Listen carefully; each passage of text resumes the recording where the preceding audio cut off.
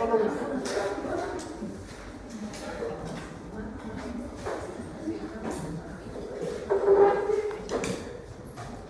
Bueno.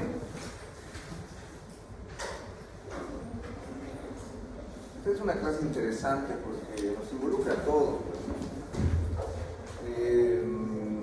Antiguamente,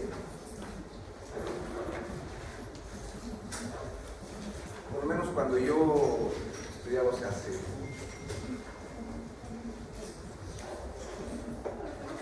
se abordaba el problema de adicciones.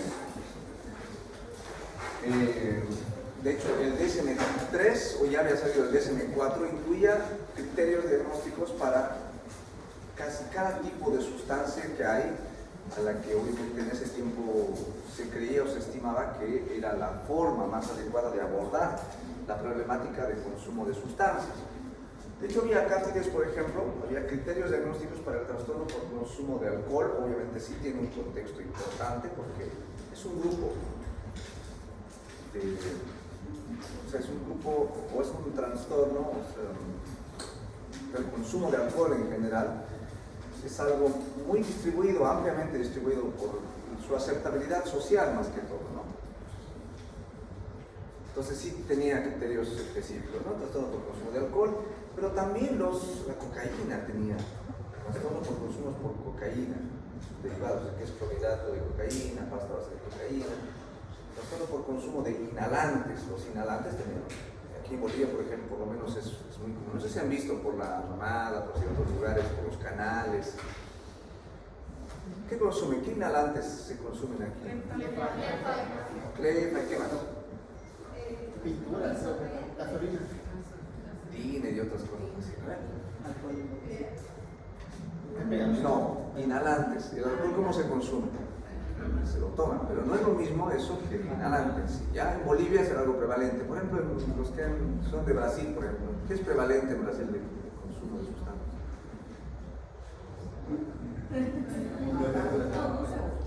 En otros países hay una problemática mucho más prevalente por consumo de opiáceos. También había en ese entonces el trastorno por consumo por morfínicos, se llamaba. ¿Ya? Ahora, actualmente ya es todo un grupo, los opiáceos, ¿no? Los barbitúricos también eran de las benzodiazepinas. Incluso hay medicamentos de uso anestésico que se han vuelto de uso frecuente, que son drogas sintéticas actualmente, que antes eran solamente y exclusivamente de uso en anestesiología. ¿De qué droga estoy hablando? ¿Qué sustancia de uso ilícito actualmente? ¿Qué? El fentanilo, ¿no? La ketamina. Sí, la ketamina incluye. También estaba el LSD y los alucinógenos también, ¿no? O sea que había criterios diagnósticos así, y uno tenía que aprenderse los criterios diagnósticos en el tema de adicciones de cada uno de esos. O sea, era un chorizo enorme aprenderse. Para el DSM-5 y eso que esto se tiene el DSM-5 desde el 2010 más o menos, 2009-2010 que ya existe el DSM-5, y han avanzado los criterios, los conceptos han evolucionado. Algo que creo que es fundamental ¿ya? En reconocer que el problema no es la sustancia en sí misma que produce un efecto y que es el problema, es decir, el problema es el narcotráfico, el tráfico de sustancias ilícitas, que en sí eso constituye un tema legal. Siempre va a existir el tema del tráfico de sustancias ilícitas, una política de cada gobierno para poner legal una sustancia y poner ilegal a otra. Por ejemplo, está en disyuntiva si, por ejemplo, la marihuana se legaliza o no. En algunos países es legal, algunos no, algunos es legal en su formato medicinal, en algunos extractos, algunos metabolitos derivados de la marihuana. En otros estados o países es completamente ilegal desde su cultivo y distribución. Lo mismo, el alcohol, había un tiempo en Estados Unidos que era la época del prohibicionismo, alrededor del 1925, 26 más o menos, había una época del prohibicionismo del alcohol, que era ilegal traficar, vender, distribuir alcohol. Era la época del prohibicionismo en Estados Unidos, y en esa época la gente destilaba su alcohol en sus bañeras, en su casa, y la traficaba y la vendía. Es como en la cárcel, por ejemplo, está prohibido el ingreso, entonces ellos mismos fermentan su propio alcohol para obtener acceso a eso. Hoy en día es legal el alcohol en su consumo, distribución en Bolivia. Sí, ¿no? Es socialmente aceptado. Otra sustancia socialmente aceptada, el cigarrillo, la nicotina, ¿no?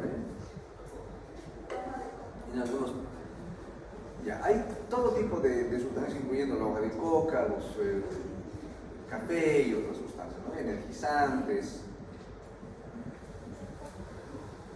Entonces, el concepto ha migrado a que ya no podemos agarrarnos de una infinidad de sustancias y tratar de abordarlas por grupo, inclusive tratando de agruparlas. Es amplio la posibilidad de intentar abordar la problemática del consumo de sustancias desde el lado terapéutico, abordando grupo por grupo.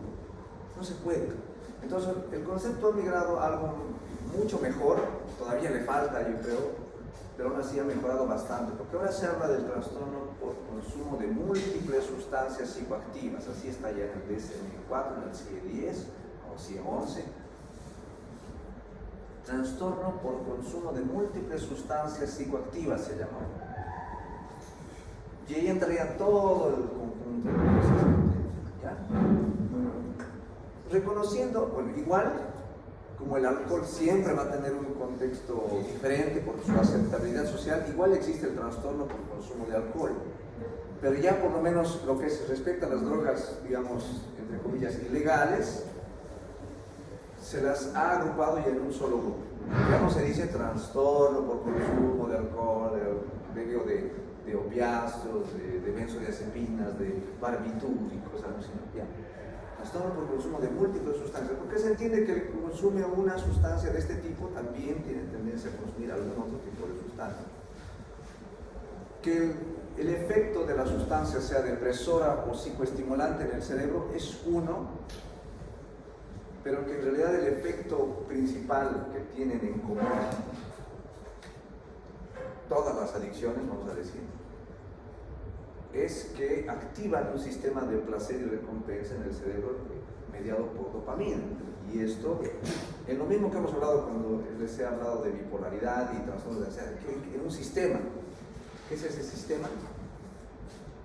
Que es donde se centra el afecto, el ánimo, el placer y la recompensa. El sistema límbico, ¿no? Ahí se centra las respuestas relacionados a la liberación de dopamina, que estimulan los centros de placer y recompensa, y saciedad también. Ahí también en el hipotálamo están los centros de saciedad, ¿no? Del hambre y todo. Pero en el tema de la recompensa, del placer que producen las sustancias, todas, por más que sean depresoras, que funcionen a nivel cortical, que sean proserotoninérgicas, los alucinógenos sean bloqueantes noradrenérgicos, beta bloqueantes, no interesa el mecanismo íntimo de cada sustancia a nivel neurológico, sino que finalmente el mecanismo neurofisiológico de todas las adicciones, incluyendo de las que voy a hablar ahora, esa es la novedad, son mediados por dopamina en los circuitos de placer y recompensa. Eso ha hecho que actualmente, ese es el concepto nuevo, no solo hablemos del trastorno por consumo de múltiples sustancias, sino que también descubramos, o que ya por lo menos lo incluyamos dentro de la descripción de los criterios, que existen adicciones comportamentales que no tienen que ver con el efecto de una sustancia química que tiene un efecto directo a nivel de torrente sanguíneo, pasa la barrera hematoencefálica y tiene una función neuroquímica, digamos, sino que son conductas. Entonces vamos a hablar de las adicciones comportamentales, que también van incluidas, si bien en el DSM-5 ya se han como que apartado un poquito, tienen criterios propios, se llaman trastornos por adicciones no relacionadas a sustancias. Trastorno por adicciones no relacionadas a sustancias. Ahí están todo el conjunto. Igual también tardaríamos mucho en describir los tipos de adicciones que existen. Existe adicción a los videojuegos, compras compulsivas, La apuesta. los acumuladores compulsivos, los apostadores compulsivos. ¿Qué más? Los que tienen adicción a los deportes de riesgo. Entonces aquí está el trastorno por consumo de múltiples sustancias. Ahí está incluyendo ya un apartado especial para el tema del alcohol, obviamente. Y las adicciones comportamentales, ¿no? Trastorno por adicción no relacionada a sustancias. Aquí está el juego, el internet también, ¿no? El surfing. De hecho hay un tema relacionado a las adicciones al internet, es un capítulo enorme. Multiplicidad de formas de adicción al internet, desde el celular, desde el surfing, desde las redes sociales, simplemente surfear en Google y buscar de un tema a otro, pornografía y una serie de posibilidades de adicciones dentro del espectro adicciones al internet.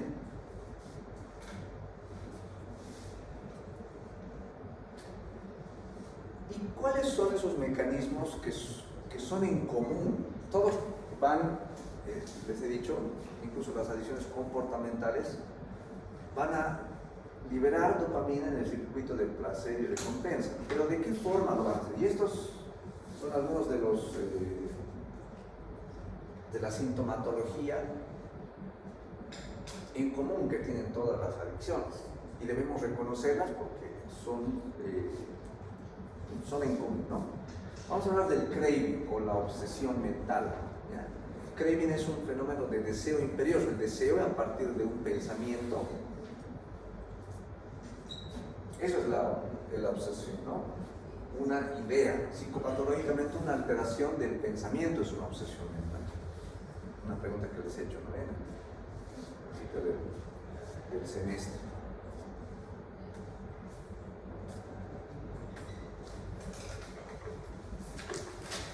Una idea persistente relacionada a la posibilidad de consumir una sustancia o tener una conducta más adelante, el placer. Yo eso les he explicado algunas prácticas, por ejemplo, que en la entrevista debemos hacer que el paciente intente reconocer estos mecanismos, porque eso le va a permitir cierto grado de poder sobre sus propios síntomas, ¿no? Para poder reconocerlos antes que se presenten y poder prevenir una posible recaída.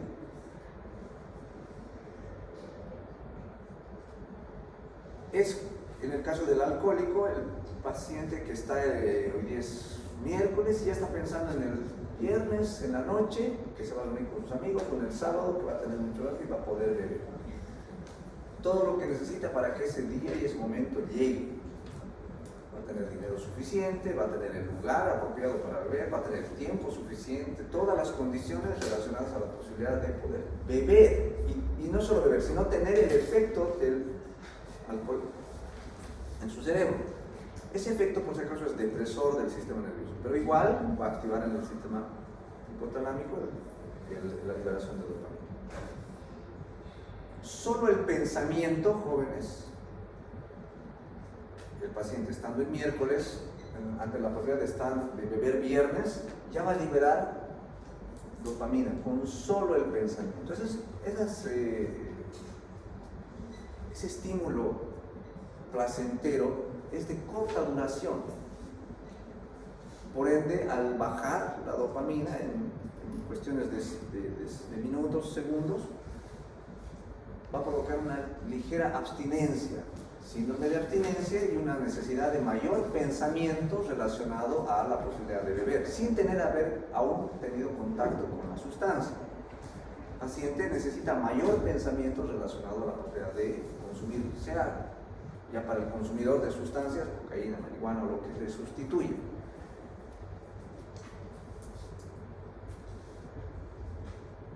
Va a ser tal la abstinencia y el desagrado de no tener la sustancia, a pesar de haberlo pensado, que es posible que el paciente incluso pueda beber antes del día sábado que le tocaba, que pueda beber incluso hoy mismo. Si su problema es mucho más avanzado, que el paciente pueda beber hoy, mañana o el viernes antes de lo que tenía pensado el sábado, para mitigar el pensamiento obsesivo.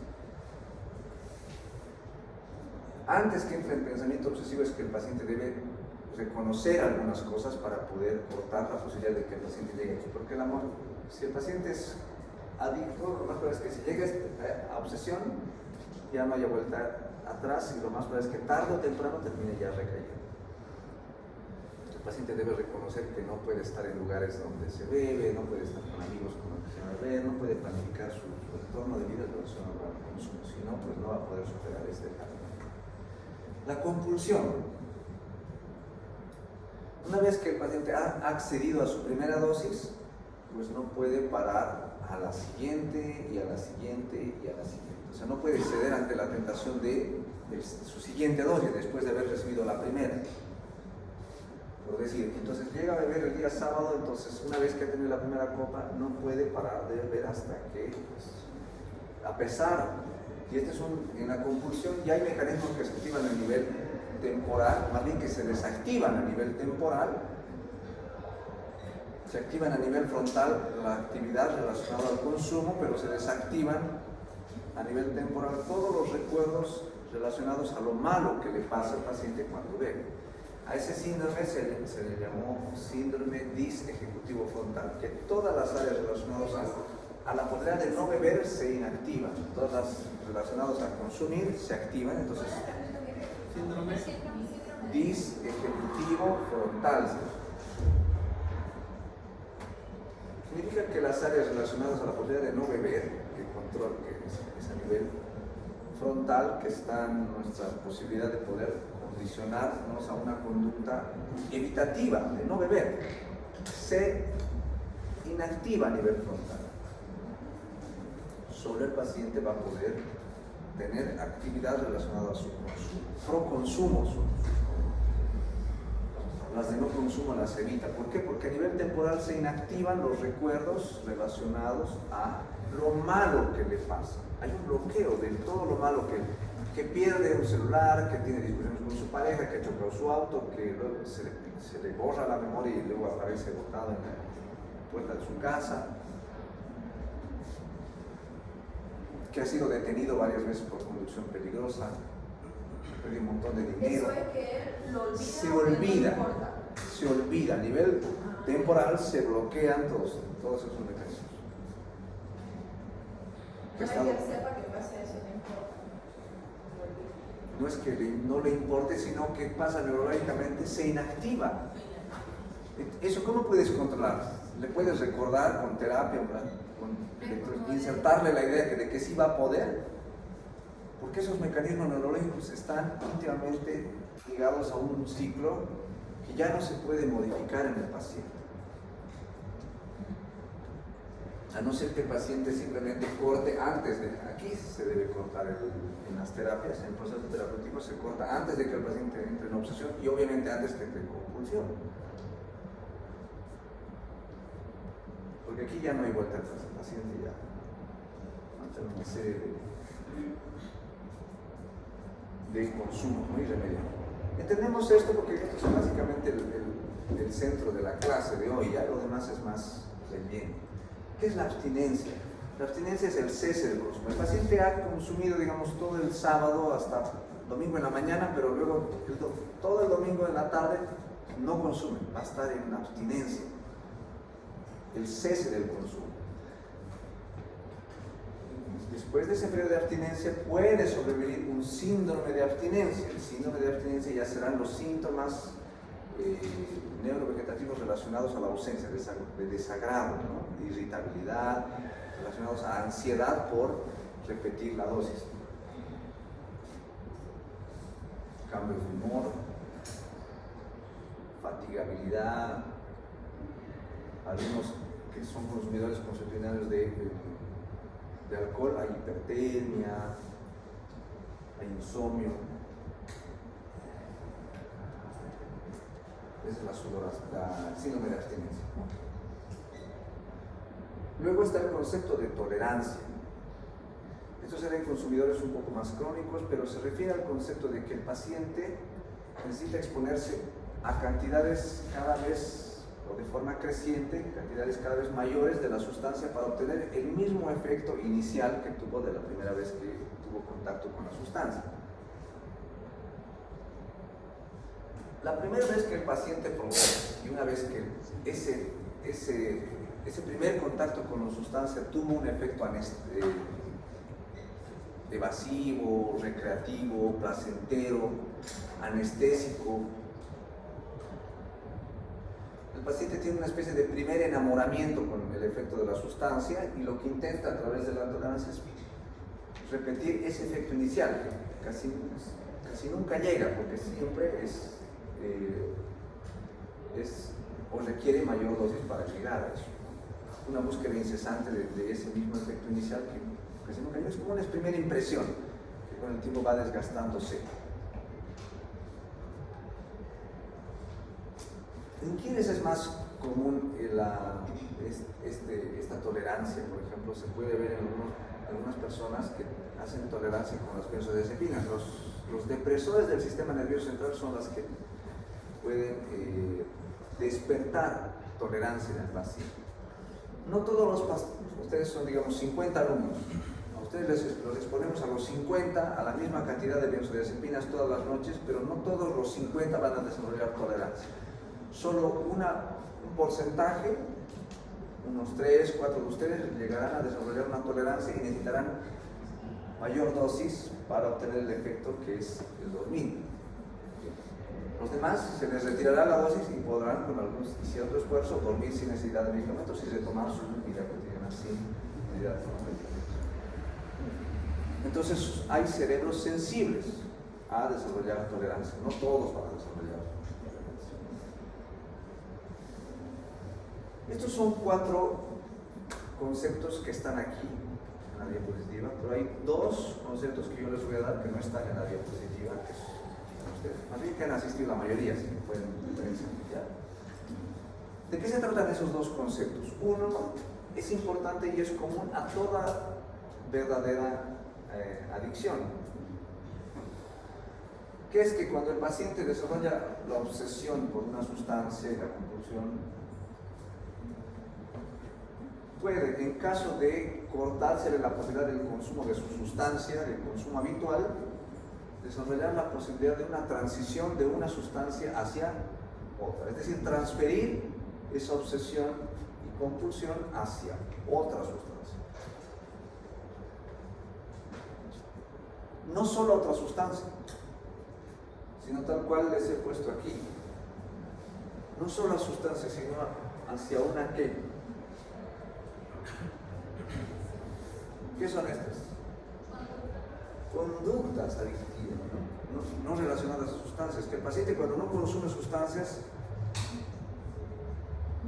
o puede ser una sustancia más aceptable socialmente, el paciente que consumía drogas duras, cocaína, marihuana, heroína, cuando no consume y está en rehabilitación, ¿a qué pasa? O que en algunos centros de rehabilitación se permite, algunos drogadictos piensan que el alcohol no es una droga y terminan volviendo a las drogas por haber recaído en el alcohol. Luego, si dejan esto, pueden llegar a esto. Resulta que yo no consumía nada, doctor, durante 6 meses yo he podido por mi cuenta dejarlo, todas sustancias, inclusive ni fumaba ni bebía. ¿Qué le tenemos que preguntar al paciente? Comenzó a comer más o a hacer un hábito. Comenzó a comer más, comenzó a jugar. Antes, cuando no había el internet, había pacientes que hacían el swapping, creo que se llama. ¿Ahí todavía? ¿Qué es eso? De canal en canal y estar así todo el día. No había internet antes, pero en las TV cable había, ¿no? Y pasaban de... Cuando no consume, va de compras de forma compulsiva, siente que come más, cuando ese periodo de 6 meses no siente que ha comido más o se ha dedicado más a... Y hay un trastorno que se ha sumado, que no está aquí, y a propósito no... Bueno, sí, porque tiene características especiales, ¿no? Han puesto en otro trastorno, el trastorno por hipersexualidad, que entra y debería corresponder acá, pero en el DSM-5 lo han puesto como aparte. El trastorno por hipersexualidad no es más que la adicción sexual, ¿no? Tiene que ver con la pornografía, masturbación. ¿Qué? Entraría, porque todo lo que es adicción comportamental es una forma de sustitución que puede tener el paciente y se debe preguntar si el paciente ha tenido conductas sexuales compulsivas, búsqueda compulsiva del sexo opuesto, de su mismo sexo o consigo mismo. Eso también debería entrar en la entrevista, en una buena entrevista de hábitos, debería.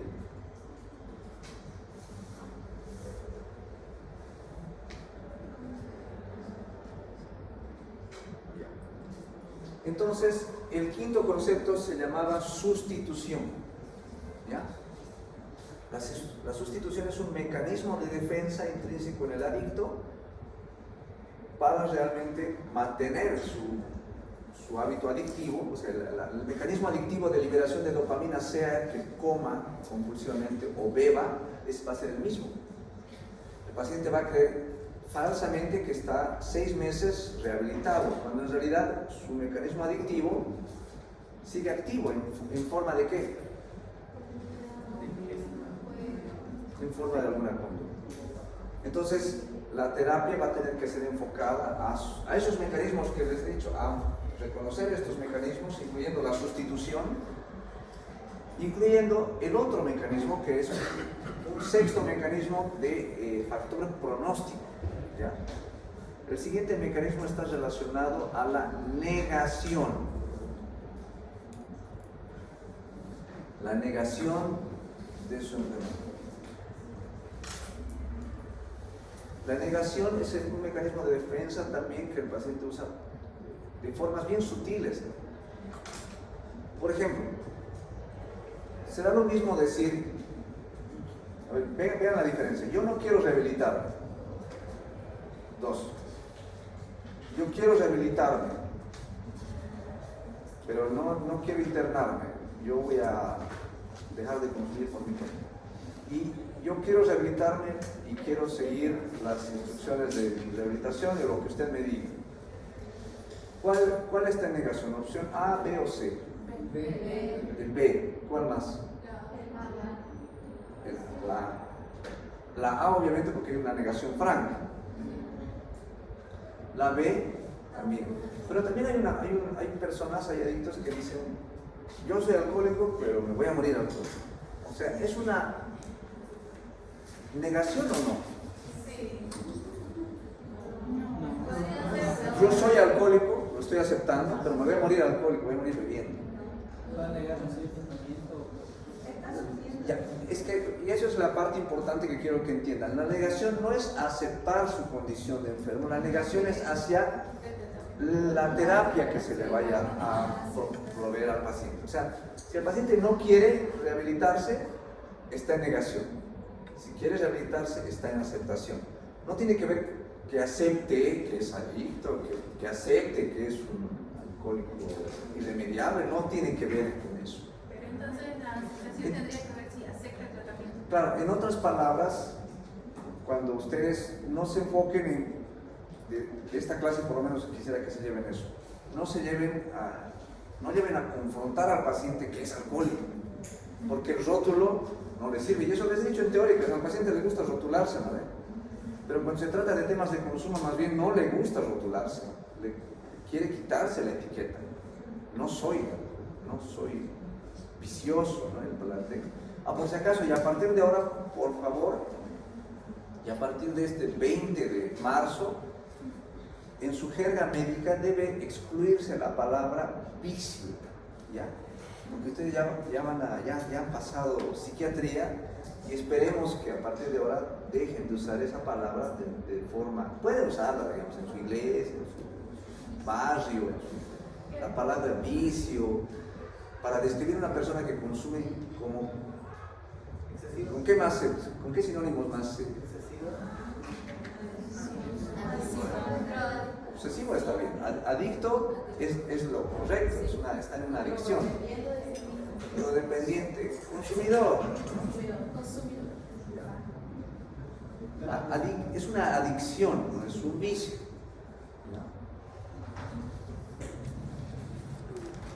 Más si ya les he explicado los mecanismos neurofisiológicos. Esos bloqueos son totalmente en un cerebro adicto.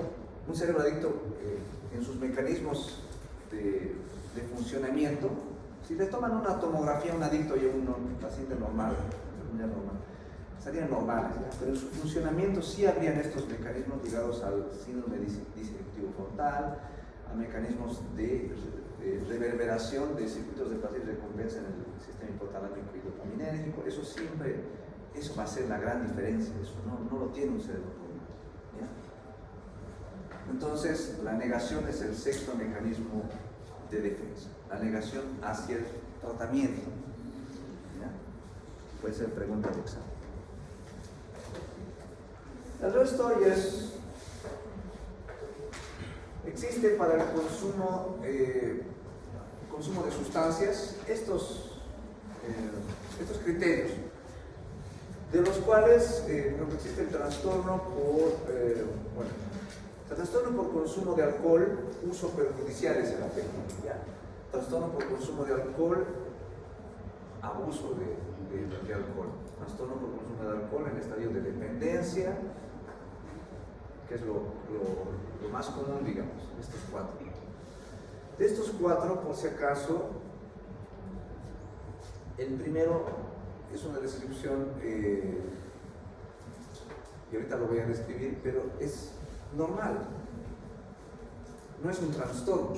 El consumo recreacional se puede considerar un consumo exploratorio en el paciente, que el paciente decida consumir un alucinógeno, fumar un porro de marihuana y hacerlo un par de veces más en su vida y luego dejarlo y no tener, ha sido un consumo exploratorio. Se dio cuenta de que no era para él y lo dejó.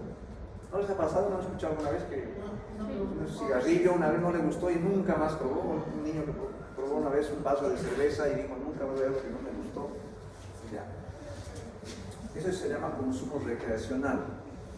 Sí. Aquella persona que no tiene problemas en su ámbito de vida, no tiene obsesión, compulsión y no tiene problemas en su vida, o sea, no hay disfuncionalidad. Sí, quería preguntar si el paciente solamente eso sería recreacional en caso de que lo ocupe unas cuantas veces en su vida, o en un caso que pueda ocuparlo de digamos, cada largo tiempo como uso. No importa la frecuencia. ¿Qué les he dicho en psiquiatría que es la clave para encontrar lo patológico y lo normal? La funcionalidad, en otras palabras, la disfuncionalidad en el consumo provoca. Si la persona empieza a dejar de asistir a clases, o deja de asistir a su trabajo, o deja de cuidar a su hijo. ¿Es cuando lo pone en prioridad a base de lo de No dije eso.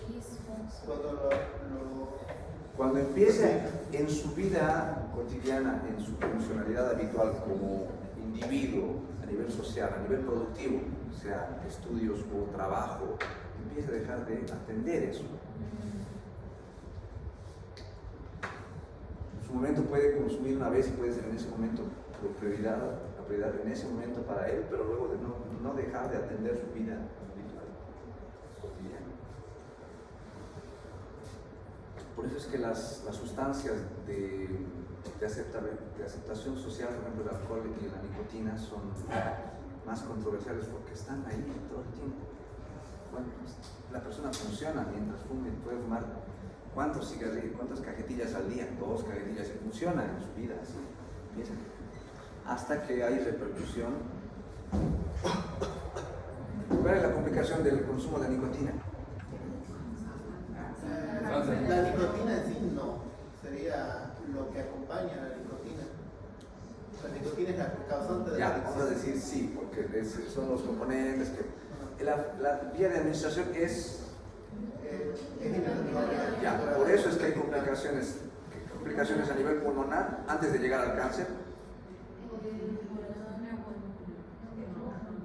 EPOC, ¿cuál es el EPOC? Son 2 cosas. ¿Han llevado el neumo? Sí. Se compone de o enfisema o bronquitis crónica, ¿ya? Y ahí empezamos a hablar, al primer grado de ya disfuncionalidad, que es cuando ya hay cierto grado de compromiso físico, producto del consumo, o cierto grado de consumo a nivel psíquico.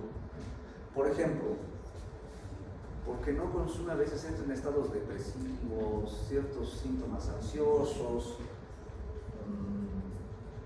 hay gastritis, hay bronquitis crónica porque pues, su consumo se ha hecho repetitivo de nicotina o marihuana, todavía no hay síntomas de deterioro, de franco deterioro del consumo, pero ya aparecen síntomas del espectro psíquico y orgánico. Ahí llamamos uso nocivo perjudicial, que sería la primera etapa. Sí, ahora sí la pregunta. ¿Alguien quería preguntar? ¿El bebedor social entra en el consumo recreacional? Sí, exacto. Para el tema del consumo de alcohol sería el bebedor social. Por ejemplo, pasa lo que decía su compañero.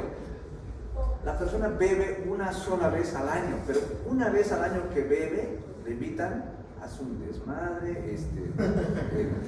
de fiesta se pega con lo otro, no se acuerda además de lo que hizo, o sea, es un desastre.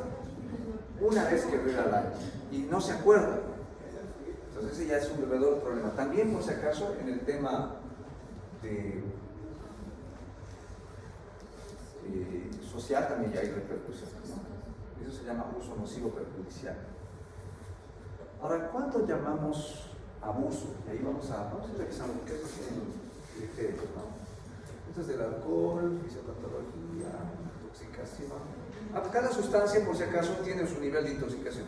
La marihuana no tiene un tope de intoxicación, se dice. El alcohol, obviamente, y otras sustancias, realmente los psicoestimulantes tienen niveles de intoxicación que son muy floridos, componente conductual muy aumentado, y otros niveles de intoxicación que repercuten a nivel físico, ¿no? A nivel renal, pulmonar, pudiendo provocar insuficiencia cerebral, por ejemplo, la intoxicación por benzodiazepinas, que es un nivel de intoxicación que puede llevar al paciente a un coma, ¿no? Una depresión respiratoria y finalmente el fallecimiento del paciente. Cada sustancia, eso van a llevar, en farmacología debería llevar eso, intoxicación por sustancias, en medicina interna llevan eso, no voy a ahondar, ya el alcohol tiene sus propios niveles de intoxicación. Ya, entramos en el uso nocivo o uso perjudicial. Aquí, por ejemplo, les decía, en el tema del alcohol, ya hay un grado de compromiso hepático, puede haber síntomas depresivos, eso en el uso perjudicial. En lo que es el abuso de sustancias, en este caso vamos a tomar el ejemplo del alcohol, el más común, y hay repercusión laborales o escolar, ¿no? Hay consumo en situaciones peligrosas como conducir, problemas legales, consumo continuo a pesar de problemas sociales, pero nunca cumple criterios de dependencia. Cuando hablamos de criterios de dependencia, que es el siguiente, hablamos de lo que hemos visto al principio: tolerancia, abstinencia, ¿no? Son los criterios que hemos visto al principio en los conceptos de dependencia. En el abuso hay un franco compromiso en la funcionalidad del individuo, pudiendo llegar a problemas legales. Si lo que consume el paciente es ilegal, obviamente tendrá que ver con arresto, no tráfico, etc. En un comedor compulsivo, ¿cómo será su grado de abuso?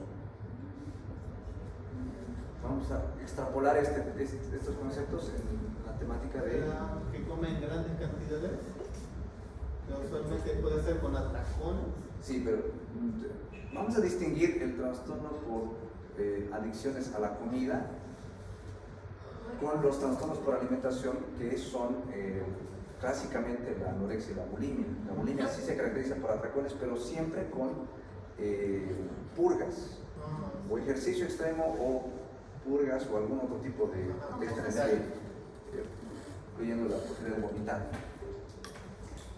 Eso no tienen necesariamente. Por ejemplo, la obesidad a nivel mundial, los criterios o el manejo de la obesidad ya no se va hacia el lado metabólico solamente, hormonal, metabólico y etcétera, el contexto del síndrome metabólico, ¿no? Sino más bien el manejo integral de la obesidad es abordando la temática mental de la posibilidad de un trastorno por adicciones a la comida. Entonces, la mayor parte de obesos no están obesos solamente por un problema metabólico, que sí hay una parte de ellos que sí, sino hay un contexto adictivo en el trasfondo que se debe abordar desde la salud mental. Esos son los conceptos actuales de la obesidad, por si acaso. Entonces, cuando lleven medicina interna, ¿ya llevan medicina interna? No.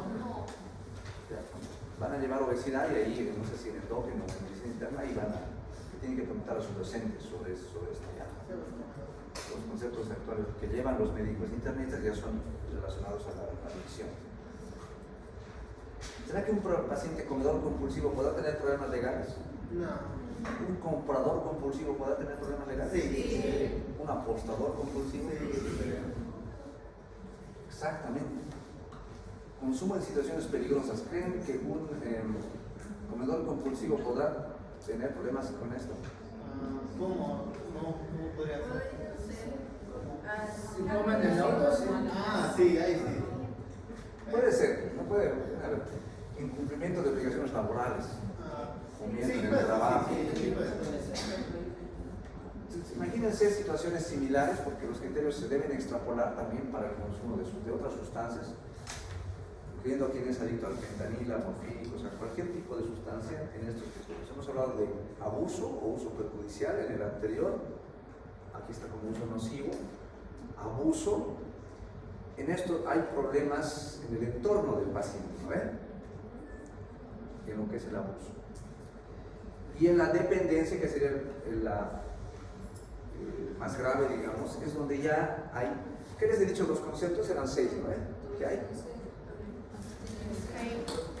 Obsesión, compulsión, abstinencia, tolerancia, transferencia, sustitución, negación. negación.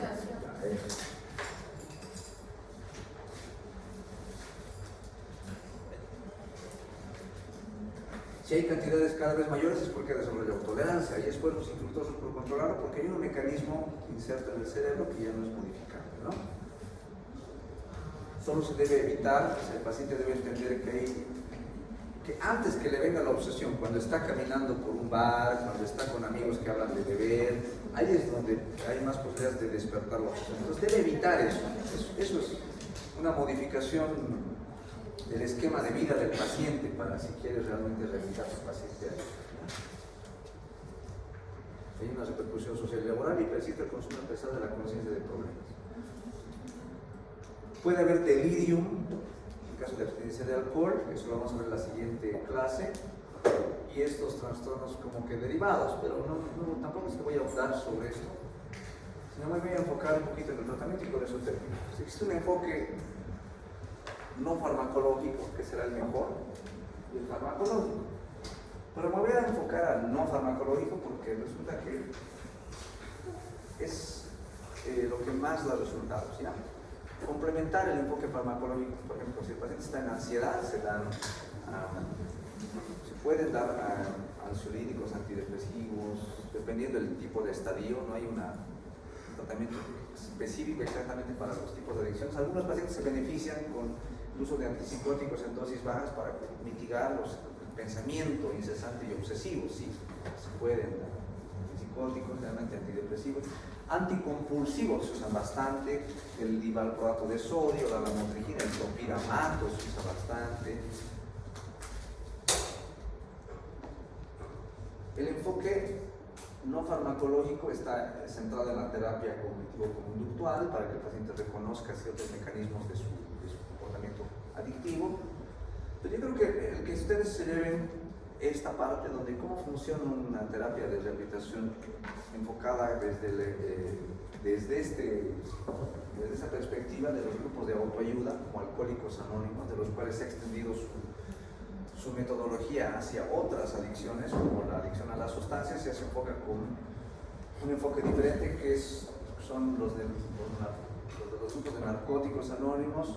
Existen, así como hay adicciones a distintas sustancias, existen grupos para este tipo para otras adicciones comportamentales. Por ejemplo, para los comedores compulsivos existen comedores compulsivos anónimos. Para los que fuman, existen fumadores. Doctor, porque a veces hay un paciente que hace una terapia alternativa sin fármaco, se queda 5, 10 años sin consumir, sin manifestar ninguna de esas, y otra vez recae. ¿En qué entraría eso? Porque ese mecanismo ha quedado marcado en la psiquis y en la neurofisiología del cerebro adicto. Por ende, se puede llegar a decir, por lo menos es mi percepción, a pesar que los conceptos en el DES, me acuerdo, decían que había remisión temprana o remisión tardía del trastorno adictivo. Yo realmente creo que en realidad el problema es de por vida, nunca se llega a resolver del todo. ¿Por qué? Por eso que les decía, por ese quinto mecanismo. ¿Cómo se llama el quinto mecanismo? La transferencia de una adicción a otra también. Transferencia también. Sí, la O sustitución. Lo más probable es que esa persona que estaba 9 años posiblemente en realidad haya tenido una sustitución por algo por un tipo de adicción que no le significaba ni necesariamente mucha disfuncionalidad en su vida,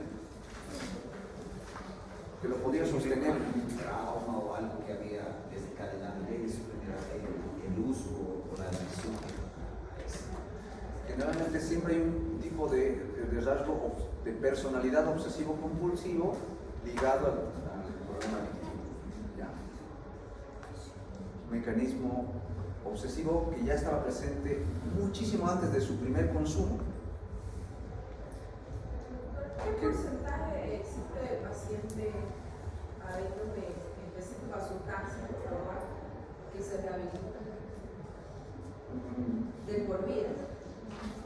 Ese es el meollo, que los estudios, por lo menos los que se deberían hacer, no consideran un seguimiento a largo plazo. ¿Hasta dónde es rehabilitación o curación? Es que el término que deberíamos tratar de evitar cuando hablamos de rehabilitación en drogodependencia es el término curación.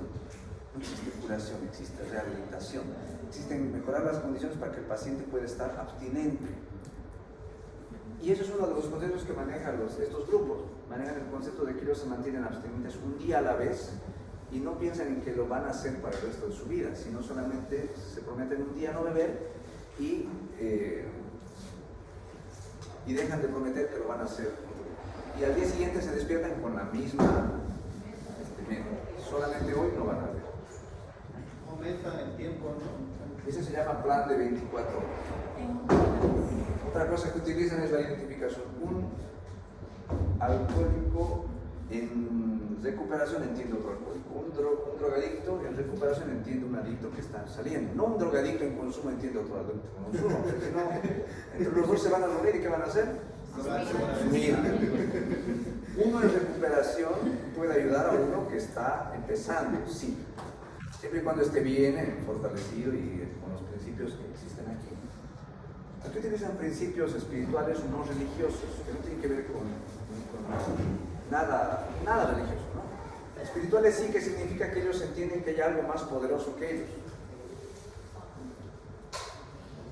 Algo más poderoso que su consumo de sustancias, sea su grupo, sea su familia, sea su Dios bíblico, sea lo que ellos consideren, sea Alá, sea Buda. Lo que ellos consideren que les va a ayudar a salir. Para muchos de ellos, el que acudan a estos grupos les significa, dentro de algunos que se consideran ateos, la posibilidad de poder rehabilitarse sin necesidad de cambiar su percepción religiosa. Utilizan 12 pasos de recuperación. Son 12 pasos.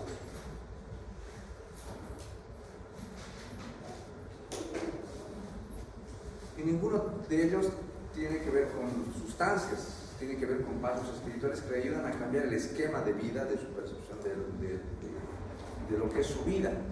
Son cambios trascendentales de la vida que tienen que hacer hábitos y en su modo de percibir su existencia para poder plantearse una vida donde el consumo no le signifique perder algo, ¿no? Sino que más bien han ganado. Es un cambio psíquico completo que solo se da cuando el paciente toca fondo, además.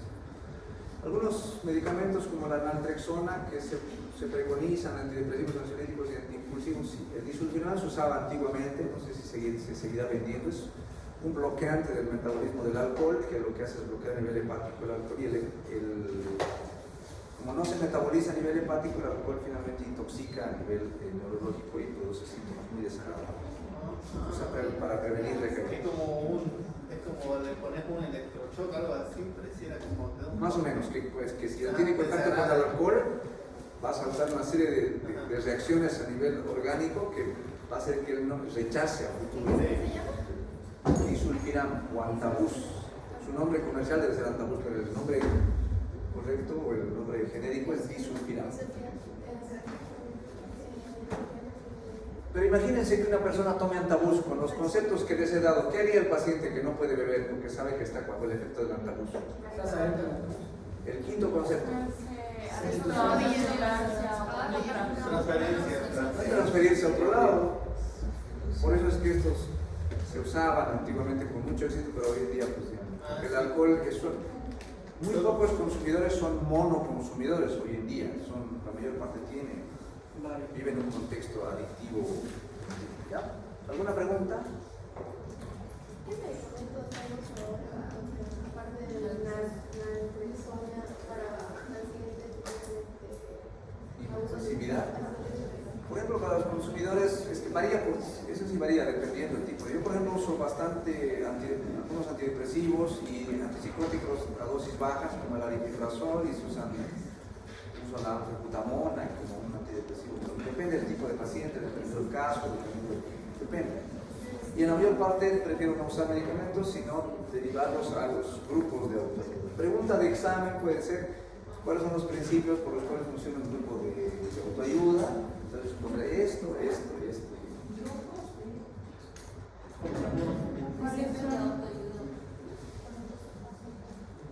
Bueno, eso todo. Si no hay más preguntas, voy a ver si me alcanza el tiempo para mostrarles su examen, ¿ya? El que quiera ver su examen, haga fila aquí y no sube.